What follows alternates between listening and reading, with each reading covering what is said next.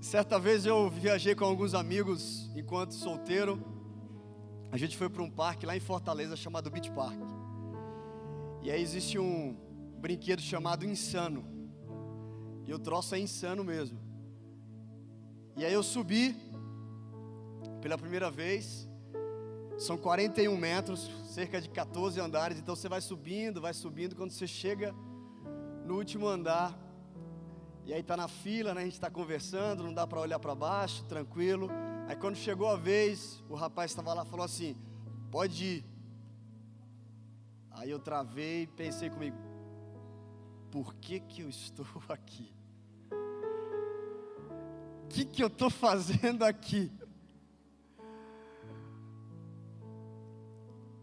Foram 5 segundos que eu pensei e fiquei parado, mas foi uma eternidade aqueles segundos.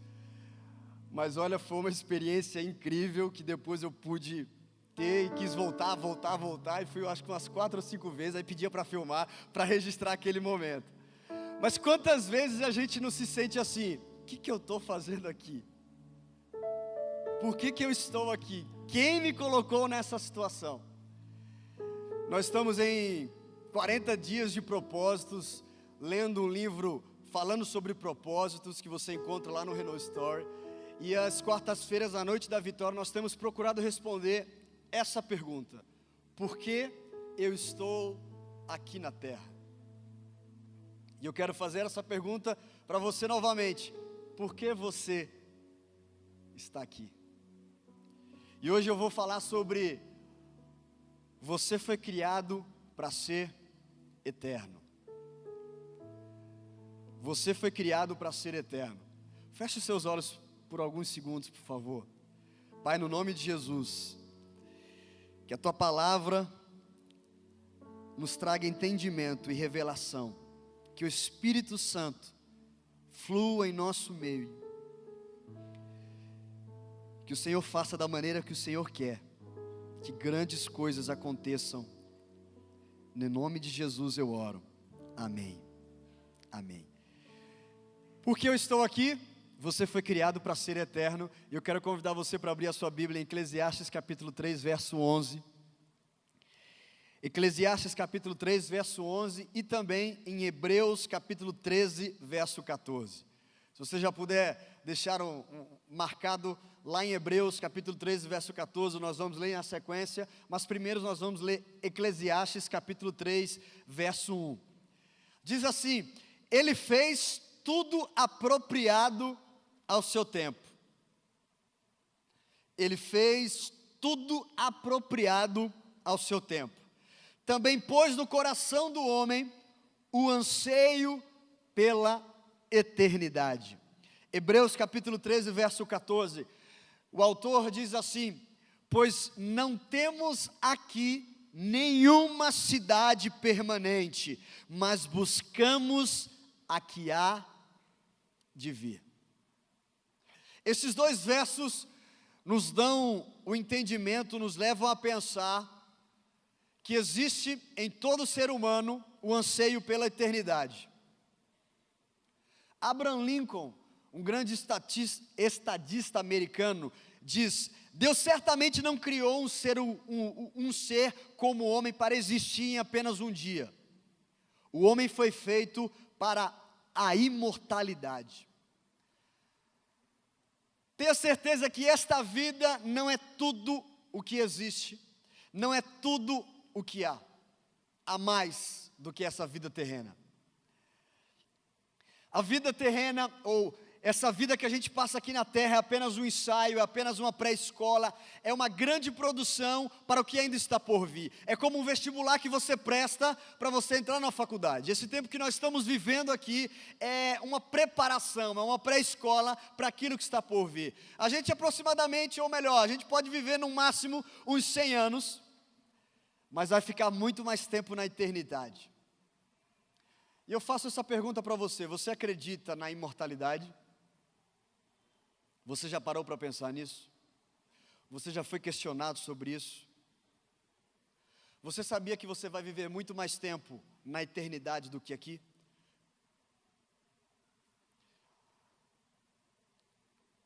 Deus está nos direcionando nessa noite para pensar nessa vitória, no que está por vir, no que vai além da vida terrena.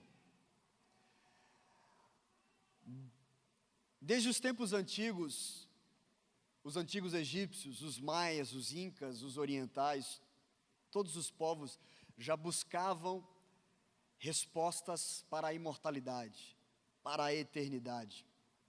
Porque dentro do homem, como disse o sábio em Eclesiastes capítulo 3, verso 11,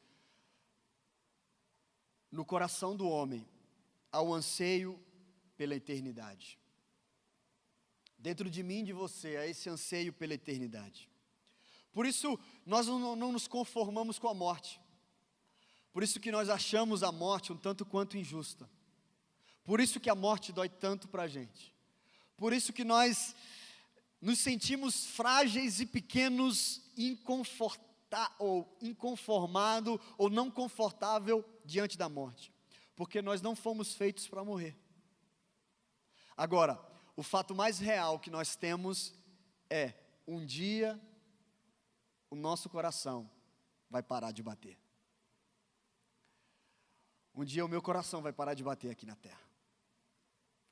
E então, independentemente da pessoa ser rica ou pobre, da pessoa ser estudada ou não, vai chegar um momento em que o último minuto da vida dela vai bater, o jogo vai se findar, o juiz vai apitar e vai acabar. Você já pensou sobre essa questão? Você já pensou sobre isso? Veja o que a Bíblia diz em 2 Coríntios capítulo 5, verso 1. Sabemos que se for destruída a temporária habitação terrena em que vivemos, temos da parte de Deus um edifício, uma casa eterna nos céus, não construída por mãos humanas. Mas enquanto isso, gememos desejando ser revestidos da nossa habitação celestial. Com essa mensagem, eu não quero gerar medo em você. Não é que você precisa ter medo, mas é que precisa ligar um alerta em você.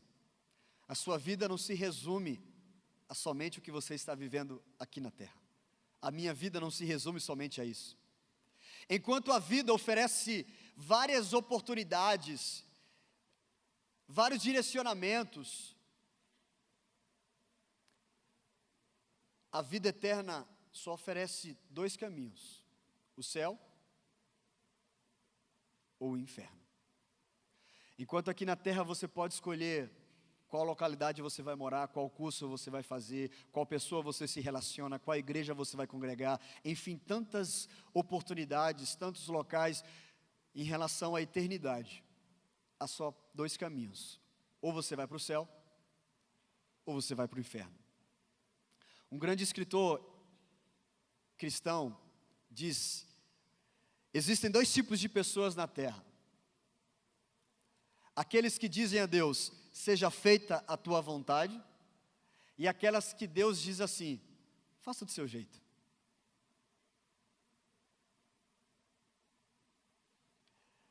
Quando você vive na terra se preparando para a eternidade, os seus valores passam a ser outros. A sua visão, a sua missão, os seus propósitos mudam aqui na terra. As suas práticas mudam. Você não vai ser alguém perfeito, eu não vou conseguir ser alguém perfeito, mas os meus valores, as minhas atitudes, a minha forma de se comportar vai ser diferente. Veja o que o apóstolo Paulo fala sobre isso em Filipenses capítulo 3, verso 7. Eu já não olho para mim, mas o que para mim era lucro, eu passei a considerar como perda, por causa de Cristo. O que para mim era lucro, o que para você, ou o que aos olhos do mundo é lucro? Um casamento bem-sucedido, uma vida profissional bem-sucedida,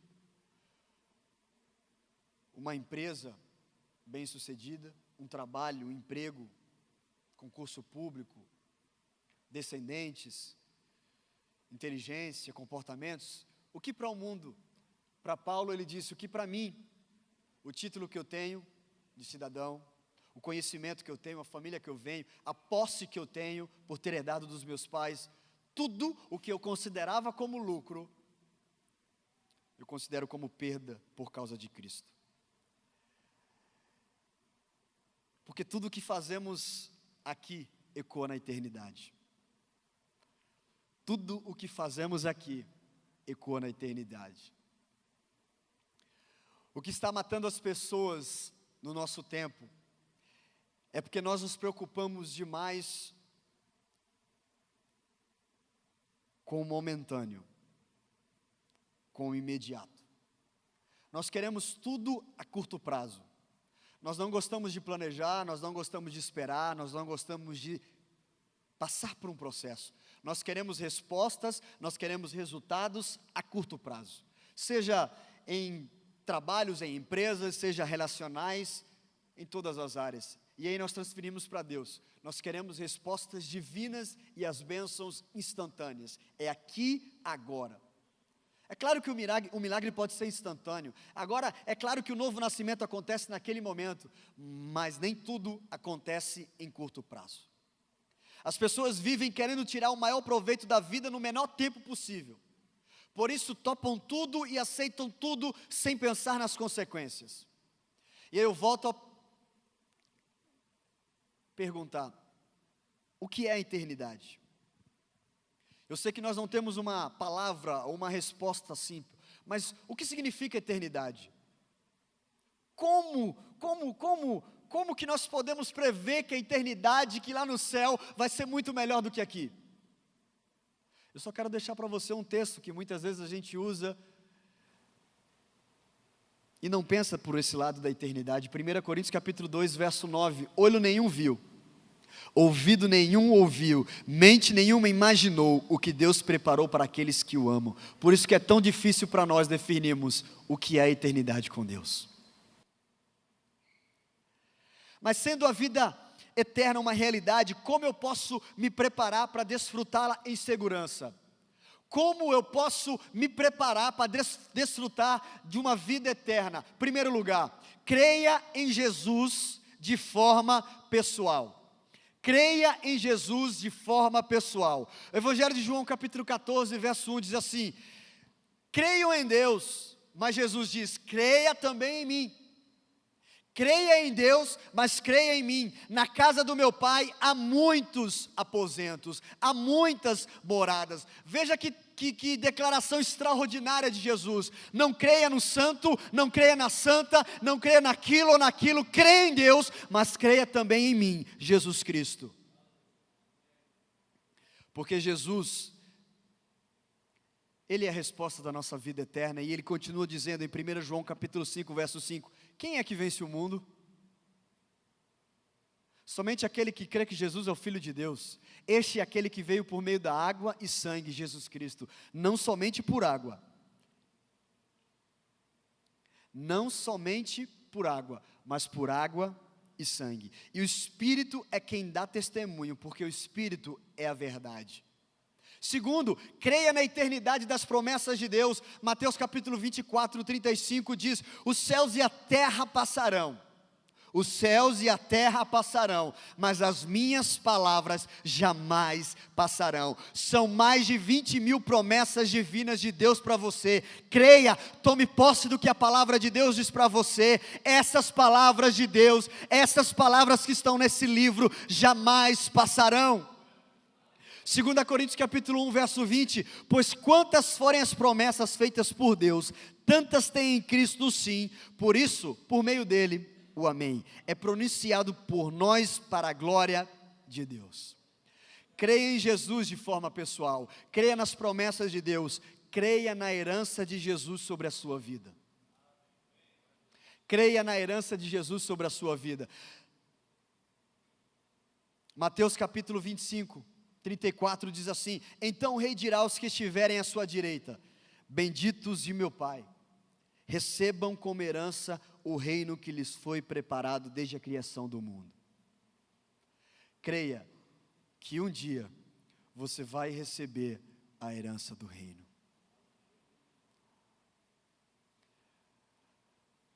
Quando nós somos guiados pela eternidade, os nossos valores são diferentes. A nossa forma de se comportar é diferente. Os nossos objetivos são diferentes. Porque o nosso principal objetivo não é ganhar o mundo. Não é ser a pessoa mais bem-sucedida aqui na terra.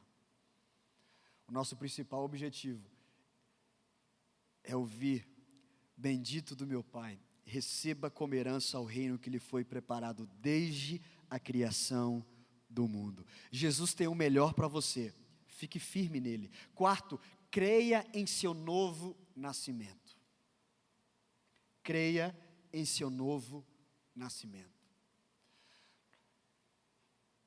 Jesus declarou: eu digo a verdade a vocês, ninguém pode ver o reino de Deus, preste atenção, ninguém pode ver o reino de Deus se não nascer de novo.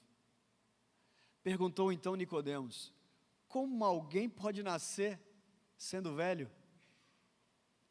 É claro que não pode entrar pela segunda vez no ventre da mãe e renascer.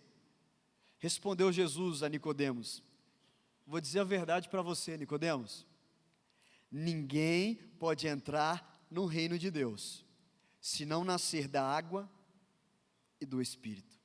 Porque o que nasce da carne é carne, mas o que nasce do Espírito é Espírito. Não se surpreenda pelo fato de eu ter dito: é necessário que vocês nasçam de novo.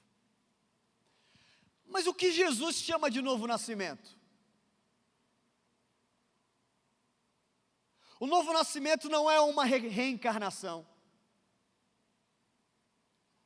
É uma maneira de morrer e uma maneira de renascer com Jesus. É uma maneira de abandonar as práticas onde eu não tinha conhecimento, onde eu não sabia o que fazer, onde eu era guiado simplesmente pelo que eu pensava, pela minha carne, e eu passo agora a ser guiado pelo Espírito Santo, pelas verdades que estão aqui dentro, por uma verdade que vai além do que os meus pensamentos pensam. Como disse Paulo em Colossenses capítulo 2, verso 20, vocês morreram com Cristo. Vocês morreram com Cristo. Esses filmes que retratam o fim dos tempos, sempre colocam zumbis, e eu tenho um pouco de curiosidade para o que esses autores vão falar. E na maioria das vezes, sejam eles seriados ou filmes, o foco vai além daquele zumbi que apenas procura algo para se alimentar. E Paulo está fazendo uma referência dizendo assim: Jeta, você morreu com Cristo. A sua velha natureza está morta. E assim como Jesus ressuscitou no terceiro dia, você agora ressuscita com um espírito novo dentro de você. Os zumbis nos filmes são guiados apenas pelo cheiro, pela comida. Mas nós agora somos guiados pelo Espírito Santo dentro de nós. Vocês morreram com Cristo. Algo forte que eu queria dizer para você nessa noite é o seguinte: você precisa nascer de novo aqui, para não morrer de novo na próxima vida. Você precisa nascer de novo aqui na terra, para não morrer de novo na próxima vida. Quando aceitamos a Jesus, morremos para o mundo e para Satanás e nascemos novamente. Já que estamos tocando nesse assunto, deixa eu trazer algumas verdades aqui, porque muitas pessoas se confundem em alguns aspectos. Graças a Deus, a cada culto nós temos pessoas nos visitando, temos pessoas sendo salvas, temos pessoas dando os primeiros passos na nossa igreja, entrando nos primeiros passos, conhecendo a Jesus. E preste atenção, a Bíblia não fala em reencarnação, tá bom? A Bíblia não fala em reencarnação, muito pelo contrário, ela condena essa prática. Hebreus capítulo 9, verso 27 diz assim: da mesma forma como o homem está destinado a morrer, Quantas vezes? Uma só vez. E depois disso enfrentar o juízo, assim também Cristo foi oferecido em sacrifício uma única vez para tirar os pecados de muitos, e aparecerá segunda vez, não para tirar o pecado, mas para trazer salvação aos que o aguardam. Eu estou aguardando a volta do Mestre.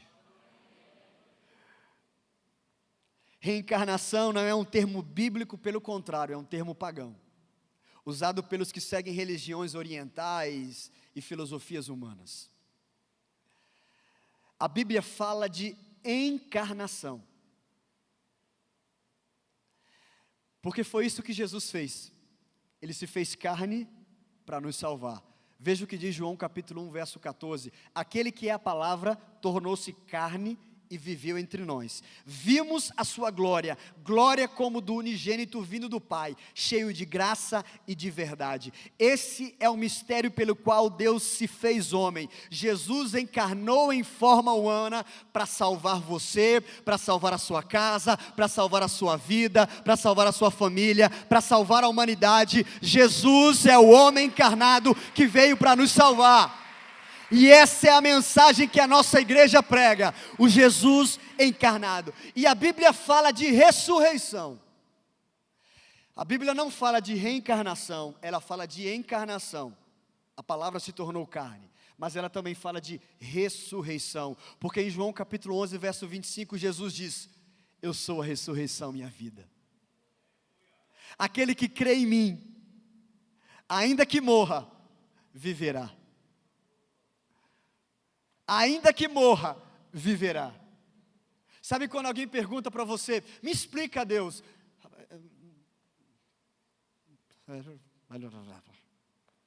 Sabe, não tem como explicar. Só você provando. É isso aqui, ainda que morra, viverá. E quem vive e crê em mim, não morrerá eternamente. Oh, eu não vou morrer eternamente. Um dia eu estarei nos céus com o meu Senhor. E preste atenção, você não vai ser reencarnado para viver depois como um cachorro, como uma árvore, como um gato, como um jegue, como um jumento, como um macaco. Que Deus é esse que cria um homem racional para depois fazer esse homem virar irracional? O próprio Criador estraga a sua criação.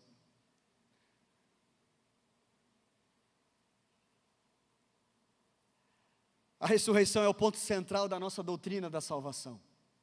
Você foi feito para ser eterno. Porque senão, nós morreríamos eternamente. Aquele que crê em mim, diz Jesus, ainda que morra, viverá. E quem vive e crê em mim, não morrerá eternamente. Não morrerá eternamente. Essa declaração de Jesus quebra todo sofisma, todo engano maligno de religiões, de pensamentos, de filosofias. Você não precisa reencarnar para viver, porque com Jesus, quando você morre na terra, viverá eternamente no reino da luz do nosso Senhor Jesus Cristo, reinando com Ele. Não se deixe enganar, essa é a verdade que está escrita em João capítulo 3, verso 33, 36, quem crê no Filho tem a vida eterna, já quem rejeita o Filho não verá a vida. Mas sabe qual é o problema? O único momento em que eu e você paramos para pensar na vida eterna é quando alguém próximo a nós morre.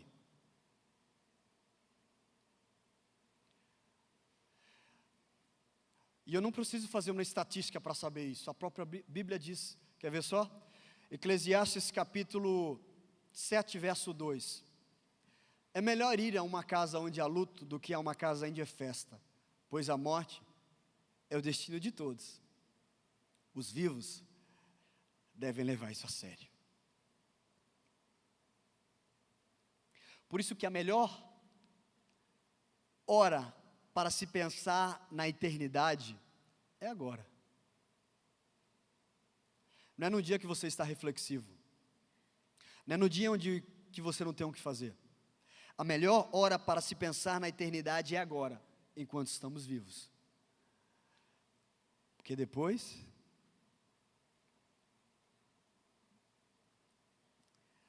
da mesma forma que para alguns os 9 meses de gestação parece que não tem sentido, eram apenas uma preparação para a vida aqui fora, também sua vida aqui na terra não é um fim em si mesmo. Você foi preparado para ser eterno. O apóstolo Paulo diz em 2 Timóteo capítulo 1, verso 9, esta graça nos foi dada em Cristo Jesus desde os tempos eternos, sendo agora revelada pela manifestação de nosso Salvador Jesus Cristo. Ele tornou inoperante a morte e trouxe à luz a vida e a mortalidade por meio do Evangelho. O que você tem buscado neste mundo? Por que você está aqui?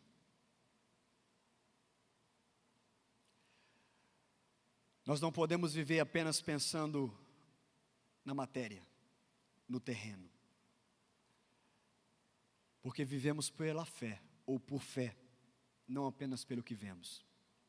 Nós temos objetivos na terra, nós temos propósitos aqui na terra, nós temos desafios aqui na terra. Sim, mas aqui não é o fim.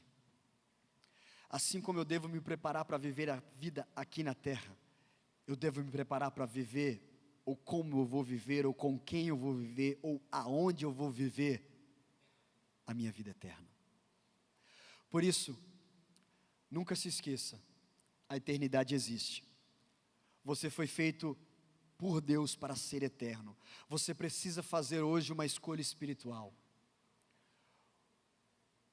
Hoje, na noite da vitória, decida se você vai ter vitória após a morte ou não. Onde você vai viver a eternidade? Ao lado de quem?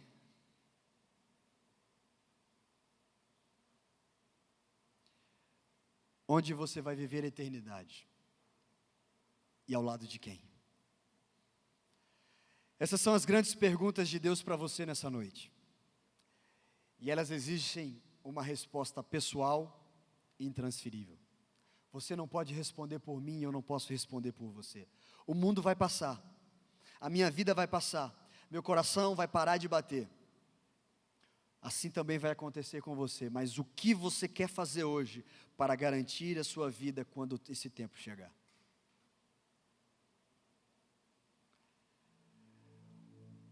E o que nós queremos oferecer para você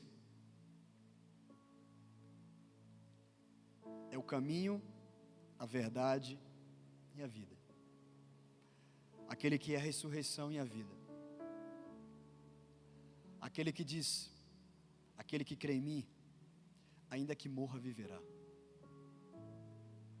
Aquele que nós podemos nos agarrar e nos aproximar do nosso Pai Celestial.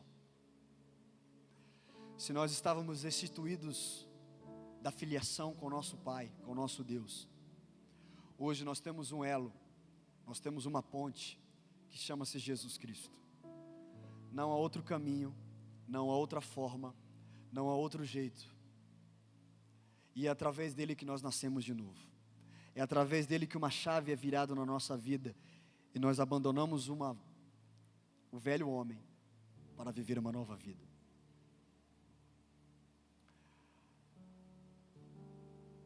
Antes de correr a corrida que nos é proposta aqui na terra,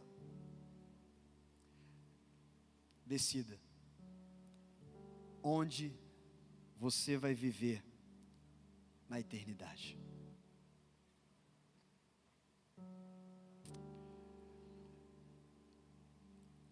Onde você vai viver na eternidade?